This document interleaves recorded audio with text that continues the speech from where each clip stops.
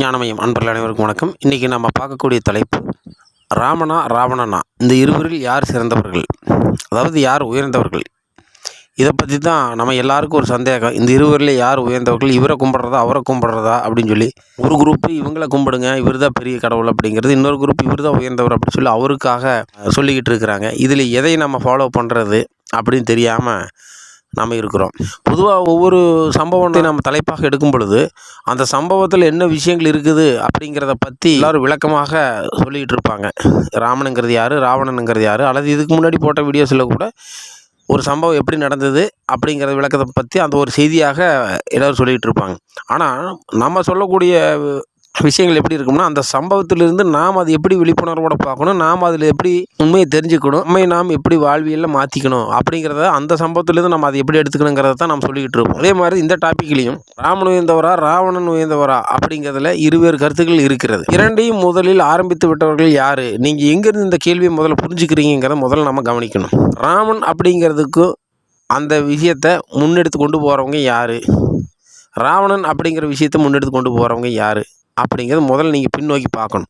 அப்படி பார்க்கும் பொழுது நீங்கள் யாரை பின்பற்றி யாரை சொல்வதையும் நம்பி கொண்டு போய் கொண்டிருக்கிறீர்களோ அவர்கள் ஒரு அரசியல்வாதியாக இருக்கிறார்களான்னு முதல்ல பார்க்கணும். ஏனென்றால் நீங்கள் ஒரு கடவுளையோ யாரையோ கடவுளை நோக்கி நீங்கள் பயணத்தில் இருக்கிறீர்கள், ஒரு உண்மையை நோக்கிய பயணத்தில் நீங்கள் போக விருப்பப்படுறீர்கள் அப்படிங்க சொல்லி நீங்கள் நினைக்கிறது உண்மையாக இருக்கும் பட்சத்தில் நீங்கள் ஃபாலோ பண்ணக்கூடிய ஃபாலோஸ் நிச்சயமாக ஒரு அரசியல்வாதியாக இருக்கக்கூடாது. ஏன்னா ஒரு கடவுளை காட்டக்கூடிய இடத்தில் நிச்சயமாக அவர்கள் இல்லை. நாம் அந்த அரசியல்வாதிகள் பேசக்கூடிய அந்த இடத்துல இருந்து அதில் உண்மைத்தன்மையை தேடி அதிலிருந்து கிளம்பக்கூடாது. அப்போ அது என்ன விதமான ஒரு தாக்கத்தை உருவாக்கும்னா, மனிதர்களுக்குள்ள பகையையும் வேறுபாட்டையும் உருவாக்கும். இதை பற்றி நம்ம தெரிஞ்சுக்கணுமா வேண்டாமா, அப்படி நீங்கள் என்ன சொல்ல வர்றீங்க அப்படி சொல்லி நீங்கள் கேட்கலாம்.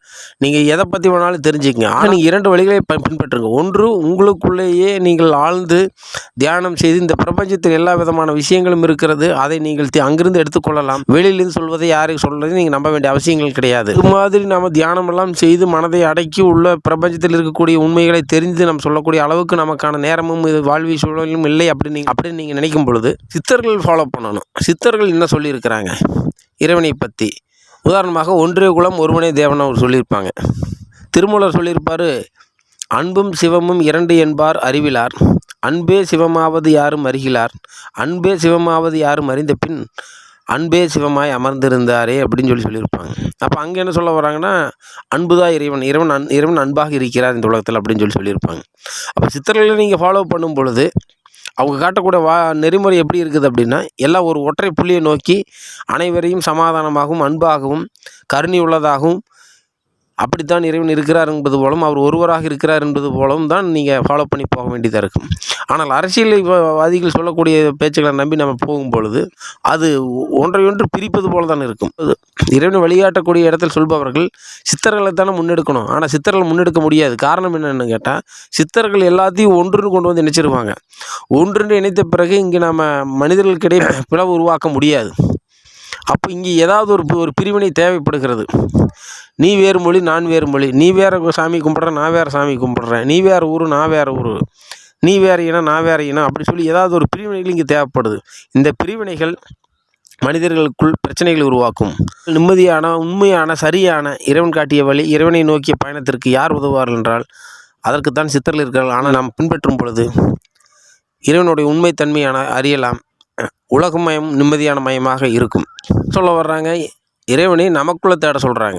கடவுளுங்கிறது வெளியில் என்னென்ன பேர்கள் இருக்குதுன்னு தேடுறதா நம்ம வேலையாக இருக்கிறது. இந்த பேரில் இருக்கிறது கடவுளா அல்லது அந்த பேரில் இருக்கிறது கடவுளா, இல்லை பேர் மாறுதா அப்படிங்கிறத பேர்களில் தான் நமக்கு சண்டையே பிரச்சனையே தவிர உண்மையில் பிரச்சனை இல்லை. உண்மையில் நீங்கள் தான் கடவுளாக இருக்கிறீர்கள், உங்களுக்குள் இறைவன் இருக்கிறார், இறைத்தன்மை உங்களுக்குள்ளே இருக்கிறது, ஆத்மாவாக இருக்கிறார். நீங்கள் ஜீவாத்மாவாக இருக்கிறீர்கள், அவர்கள் பரமாத்மாவாக இருக்கிறார். அந்த பரமாத்மாவிலிருந்து பிரிந்து வந்து தான் நீங்கள் ஜீவாத்மாவாக இங்கே வாழ்ந்து கொண்டிருக்கிறீர்கள். இந்த ஜீவாத்மாவிலிருந்து மீண்டும் கொண்டு போய் அந்த பரமாத்மாவோடு இணைக்கும் வேலையை தான் நம்ம செய்ய வேண்டும். அதற்காகத்தான் நம்ம இந்த பூமிக்கு வந்திருக்கிறோம் அப்படிங்கிறதெல்லாம் நமக்கு யார் சொல்லிக் கொடுப்பா? இந்த உண்மை ரகசியங்களை யாரும் சொல்லிக் கொடுக்கறதில்லை. எல்லா மதங்களும் விதமான நூல்களும் இறைவனை ஒருவரே அவரை சென்று அடைய வேண்டும் என்பதுதான் வாழ்வியல் நெறிமுறையை காட்டிக் கொண்டிருக்கிறது. நாம் செய்ய வேண்டியது அந்த இறைவனை அடையக்கூடிய வழிமுறை பின்பற்றி போய் ஒவ்வொருவரும் ஒவ்வொரு விதமான பாதைகளை பயணித்து போயிட்டு இருக்கிறோம். பாதைகள் மாறுபடலாம். ஒருவர் தரை வழியாக வரலாம், ஒருவர் வான் வழியாக வரலாம், ஒருவர் நீர் வழியாக வரலாம், படகில் வரலாம். எப்படி வந்தாலும் அடையும் இடம் என்பதும் இலக்கென்பதும் ஒன்றுதான். அடையும் இடமும் இலக்கையும் சிந்திப்பதை விட்டுவிட்டு மூவரும் ஒரே இடத்துக்கு தான் செல்கிறோம் என்கின்ற எண்ணத்தையும் விட்டுவிட்டு நான் வரும் வாகனம் பெரிதா, நீ வரும் வாகனம் பெரிதா, நீ வரும் பாதை பெரிதா, உன் பாதை சிறிது, என் பாதை பெரிது என்று பாதைகளுக்குத்தான் சண்டையை தவிர அங்கே அடையும் இலக்கை யாரும் சென்று அடைவதாக தெரியவில்லை. பாதைகளுக்கு சண்டை போட்டவன் இலக்கை சென்று அடைவதில்லை. பாதையை நோக்குவதை விட்டுவிட்டு பயணத்தில் எதை சென்றடைகிறோம் என்ற இலக்கை கவனியுங்கள். சித்தர்கள் காட்டிய வழியை பின்பற்றுங்கள். உடலில் ஆரோக்கியமாகவும் வாழ்வில் நிம்மதியாகவும் வாழுங்கள்.